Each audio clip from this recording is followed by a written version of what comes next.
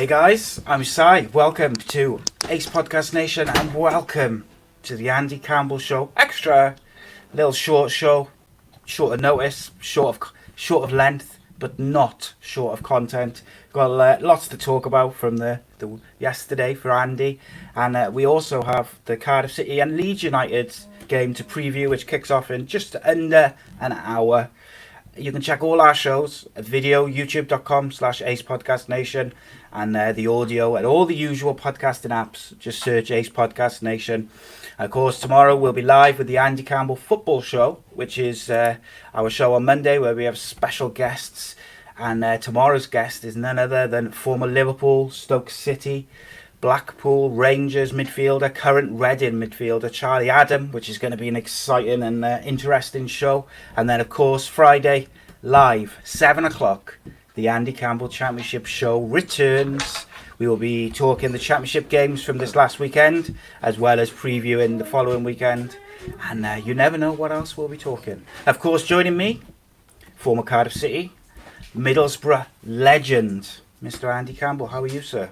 I'm all right, mate. Very well, thank you. Happy Father's Day, by the way, Indeed. everybody, and you, Indeed. and everybody.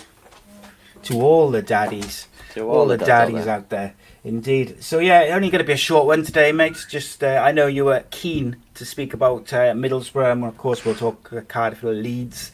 But I wouldn't say keen, Si. I wouldn't say keen. You got some stuff to say. Get off my chest. Yeah, go on. You tell us about that game against them. Well, I was super excited. Super excited to get the championship back. You know, for the Premier League, yes, but I think we've invested a lot of time and effort, and obviously being a Middlesbrough fan and a Cardiff City player and supporter, I'm really excited about getting the championship back for various reasons. I was so keen for Middlesbrough to show their worth and stay up in the right manner. I so wish the championship hadn't come back and it was done by points per game, because Middlesbrough have put themselves in the right situation. The manager selected the wrong team, in my opinion. His tactics were absolutely shocking. I said on a local interview podcast with some Middlesbrough supporters that Middlesbrough needed to want to win the game more than Swansea, and that just wasn't the case, unfortunately. You know what I mean? That Swansea got the tactics spot on. They should have been 3-0 up before they took the lead, and to be 3-0 up at half time at the Riverside was just a real downer and a real sickener. And they've got some huge games coming up now. You know what I mean? The next two are absolutely vital. Stoke City away, Hull City away, and these games are now going to define their season. And I've always been an advocate of wanting the season finished. You know what I mean, to finish the season in the right manner. But at the same time, now, you know what I mean, the lads have got to do it for the football club and for the supporters who obviously can't be there for health reasons. But you know what I mean, such a shame. You know what I mean, so many wrong things went wrong yesterday afternoon or yesterday lunchtime, and I'm hoping that I can get the buzz back today with Cardiff City against Leeds United. Hoping, mate. Yeah. So yeah, I just thought Middlesbrough were really poor. I haven't seen all the game, but the bit I saw, I thought they were dreadful. They looked unmotivated, mate, and they also looked unorganised, which is a worrying thing when you've just had, all this time off. You'd think that motivation would be the least of your worries. Well, I think the first point there, the organisation, I think they've looked unorganised for most of the season, to be honest, which is not a surprise. They've had 3 months off, and the manager in his post-match interviews, press conference, obviously virtual, reverts back to the Charlton Athletic game, and you can't do this. This was 3 months ago. This was the last game, and you know what I mean. There's been a lot of water under the bridge since then. You know what I mean. Players have come back. Players have lost form, lost fitness. You can't go on about performances in the last game. You know what I mean. Everyone should have been given a fresh start, and you can't pick a team on last performance and last results. So it's so important that for me the next game is based on this performance and how the lads are training during this week, because next game is I said the games were mustn't lose, but now it's must win, because you've got to go down to Stoke and Hull City and win these games, because they're absolutely vital. And same for Cardiff, mate, as well, because Cardiff are in it for different reasons. You know, like yesterday, Swansea won, Blackburn won, Forest didn't win, Fulham got beat. So there's huge openings in the playoffs. So it gives them an opportunity, and with Brentford winning as well, it also puts on added pressure on Leeds United as well. So how will they handle the occasion of no fans? Because they're a side who are motivated by huge atmospheres week in, week out, and long and good followings away from home. So it'll be interesting how this game's affected. Yeah, I think so, and I think we'll see some odd results between now and the end of the season, just because of the Totally circumstances. Agree. It's going to happen. Yeah. I saw a few people in the comments just saying they're disappointed, surprised by the Cardiff City team news. Seems to be quite negative. However, I can't find it anywhere, so I don't know what the team is. However, Cardiff playing Leeds, obviously, been quite interesting to see the Neil Harris refusing to give any sort of inkling about who was injured, who was available, who's not available over the past week. And I think that says more about how highly he rates Beisler as a manager than maybe some other things. But like we discussed just now off air, mate, in the circumstances, I believe that Neil Harris probably should be telling us or telling the media who is injured, who's not available, who's available. Because when you've got contracts, you've got a pandemic, and you've got no fans in the stadiums, people want to be kept up to date. I totally agree, mate. I think we've had a lot of players, and it started with obviously Lyle Taylor came out and said that he wasn't going to play. I'd like to know who's not going to play, and I'd like to know the reasons behind it. I'm just reading the team here. So he's got Smithers in goal, he's got Sanderson, Morrison, Nelson, and Bennett as your back four. You've got Bakuna, Vaux, Rawls, Adoma, and Hoyler, and it looks like he's playing Patterson up front on his own. I'm extremely surprised, if I'm honest. He's got on the bench, we've got Etheridge, Flint, Smith, Pack, White, Tomlin, Mendes, Lang, Ward, and Gratzel. And I'll refer back to my point, what I've just mentioned there about Middlesbrough. Middlesbrough had better players, for me, in my opinion, on the substitutes bench. I look at the attacking threat on Cardiff's bench, and for me, there's 5 people on there who could make a difference and be game changers. I'd prefer to see them on the pitch. Lineup, yeah. You know what I mean? Because they've got more chance to affect the game. If we're 1 or 2-0 down, they can't affect the game when they're on there. For me, White, he's impressed me all season. There's no better player in the Championship than Lee Tomlin. Mendes Lang on his day is a world beater at Championship level.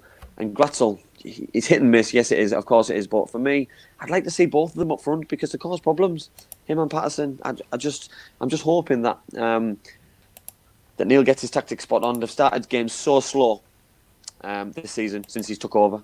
They've given themselves a mountain to climb on certain games, and if you do that today against Leeds, I'll be worried because you know what I mean. If the same happens again and Leeds are 3-0 up like they were at Ellen Road, Cardiff won't get back into the game. You know what I mean? Leeds won't make that mistake again. They'll see the game out where we can't afford to give good sides an opportunity. You know what I mean? That was a freak performance, I think, towards the end of the game, and some absolute unbelievable individual performances from Lee Tomlin, especially. And I just hope that the tactics are spot on from minute 1.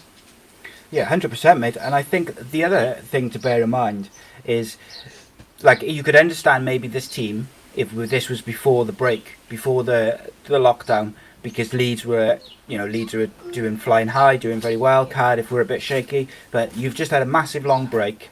Cardiff are at home.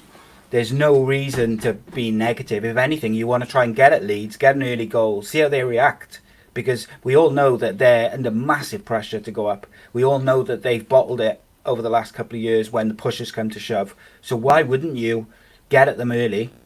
And if you concede an early goal and it's looking a bit shaky, then change your tactics, but don't go in negatively. I totally agree. I think with this gap that we've had, there's probably no excuse to not play. And every player, every player's got an opportunity in a fresh slate. So for me, you play your best players, and for me, I've just named the players what I think are Cardiff City's best attacking options. I think in the centre of midfield there, I think he's probably got things spot on a little bit. Join the midfield there with Vaux. I think are excellent. Pax. He's had obviously an injury ravaged season, but I think we look strong in there with Bakuna as well. We'll win a lot of second balls, win the battles in there.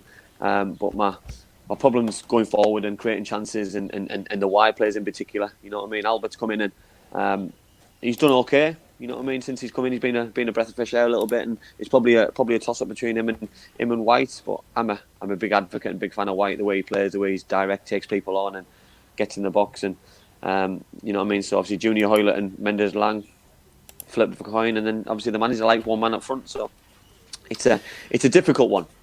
Yeah, but for me, he's paid mate to make these decisions, and I wouldn't like to be him right now because he's put himself under a little bit of pressure here.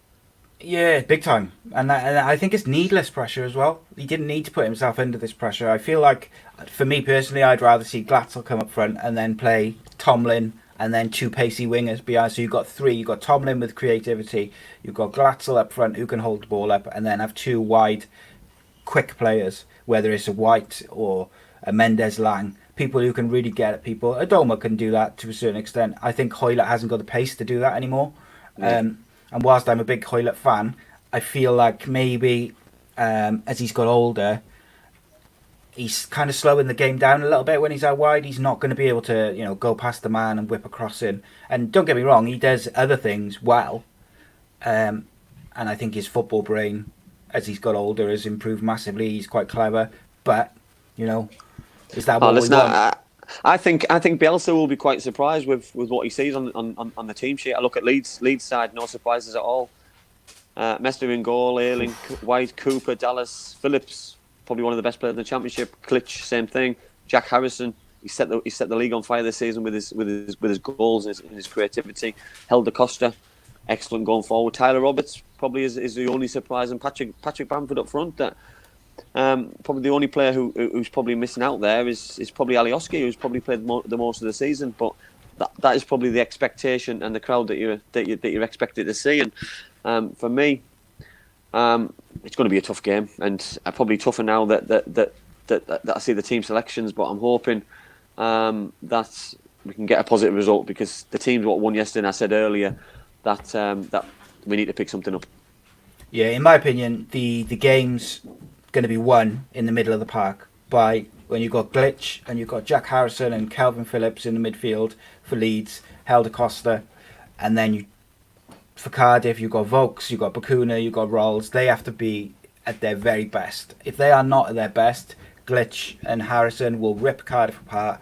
And whether you look at the Cardiff defence, do you fancy them against some of the attacking threat from Leeds' midfield? I don't fancy many against the Leeds midfield, but we'll see. It'll be very interesting indeed.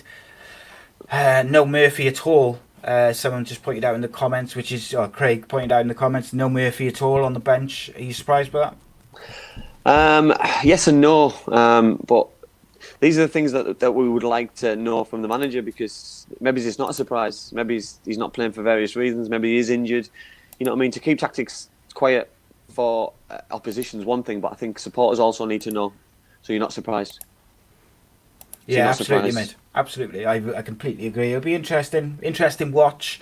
Okay, so we're only doing just a short preview, guys.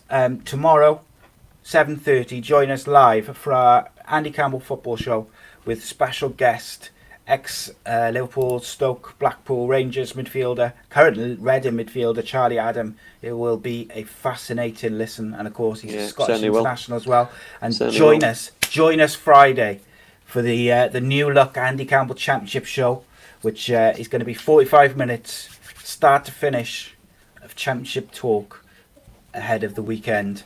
So join us for that 7 o'clock start, 7 o'clock kickoff, should I say. All the usual places. Subscribe, youtube.com/Ace Podcast Nation.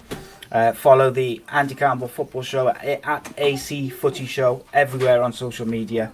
Spread the word. And we will finish, Andy, with a score prediction from yourself and myself. Go on, you go. I've got two, because I've got me heart and me head. Me head says draw, but my heart says win, because we've got to win. So I'm going with my heart, and I'm going 2-1, 1-0 down to turn it around. Yeah, I'm going to go with I'm going to go 2-2, even though I would like to see Cardiff City win. Obviously, they need to win. If Cardiff don't win, that that's probably the playoffs gone, but you just don't know what the results are going to be. I'm going to go with 2-2. Guys, thanks for everyone who's tuned in. Let us know if you'd like to see more of these kind of shorter previews about the matches, and we'll see you tomorrow, 7:30. Spread the word, tell the people, tell your friends. Cheers, mate. See you guys.